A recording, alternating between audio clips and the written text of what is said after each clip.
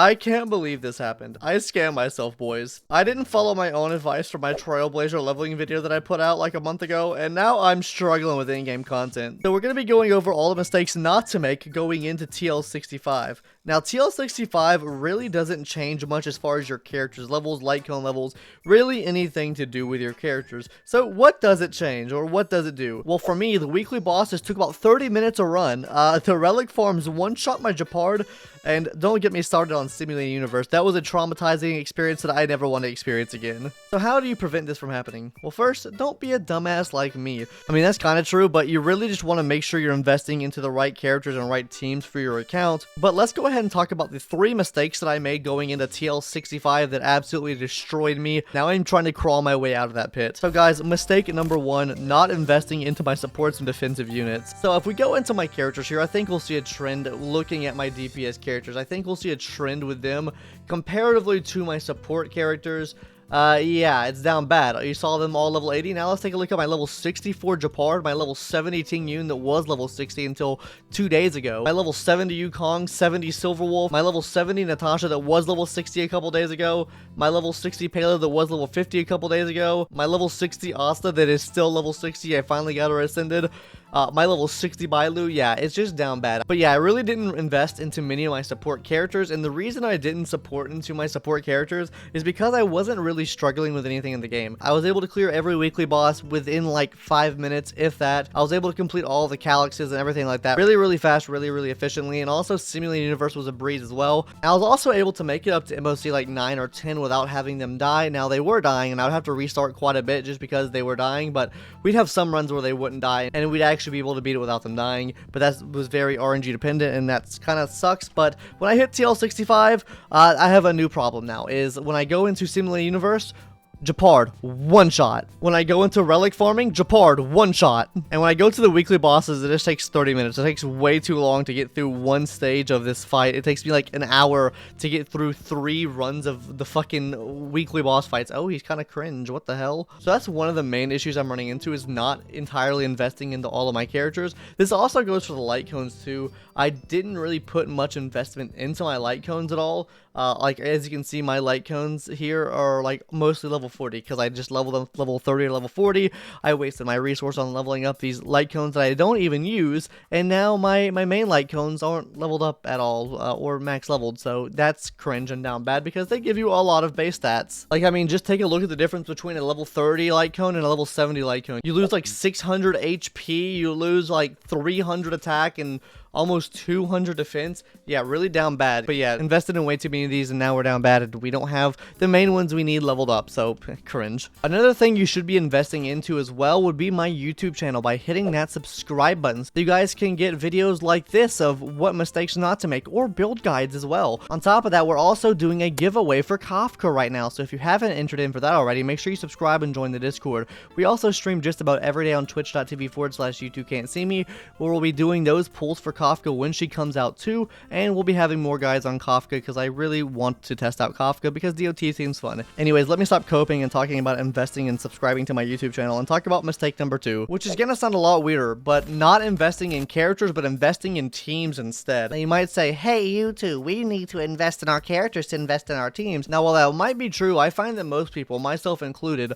tend to focus on their DPSs more and don't really focus on anything else on the account. As you saw before, is just focusing on the DPSs. And what I mean by building a team is invest in a team, right? Find a team that you like using, a team that is pretty stable to use, is SP positive or SP neutral at least, and is able to clear stages for you, and upgrade that team as a whole so you can complete all of the content in the game, and so it'll help you out to farm other materials faster, to level up your other characters, and also beat MOC a bit faster as well. For example here, my Jing Yuan team. My Jing Yuan team was Gepard, Asta, Ting Yun, and also Jing Yuan, and there was a major issue with this team. See, Jing Yuan hit pretty massive damage, but that wasn't the issue. The issue was my Asta would be one-shot by just about everything, because, you know, Asta be squishy.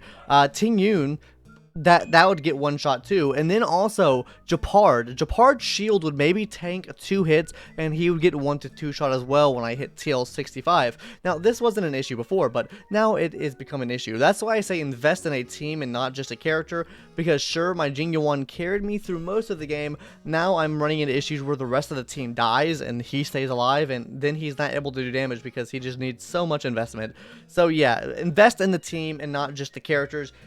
Instead of investing in 20 different DPSs, go ahead and just invest in good supports, because you can swap these different defensive units and supports out for other teams to make them more viable as well. So I would recommend investing in teams rather than just the characters themselves. And now let's talk about the final issue that I have. So I don't know what I was thinking. Well, I guess I do. I was trying to make build guides, but I invested in way too many characters, guys. If we take a look here at my account, by the way, just got Branya today off of 15 pity on standard, big ups. Anyways, I invested in just about every character. I heard I got level 30 as well, but everyone's about level 50 or 60. The majority of people on my account are level 60, right?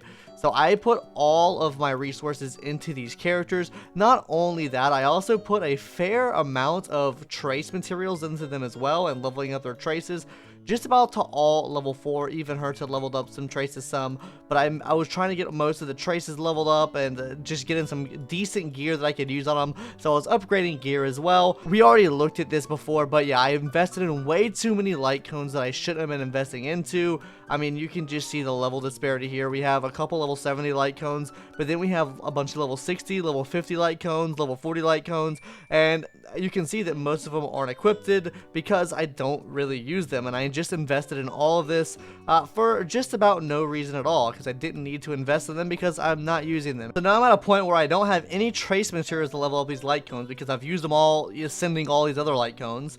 And now I can't ascend my characters, because the characters, to ascend them, you also need these boss materials here, which requires a different place to use your Trailblazer power at.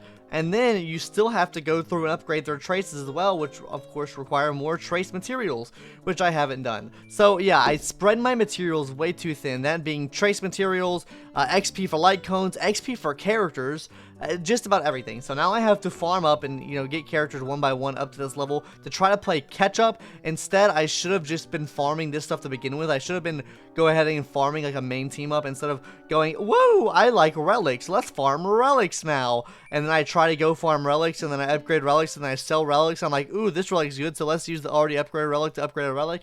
Sorry, going on a bit of a rant there. But that's the main problem that I had, or the main mistake that I made, was spreading my resources way too thin. And we're gonna keep doing it because I need to level up my Branya now. So yeah, that's really gonna do it for today's video, everyone.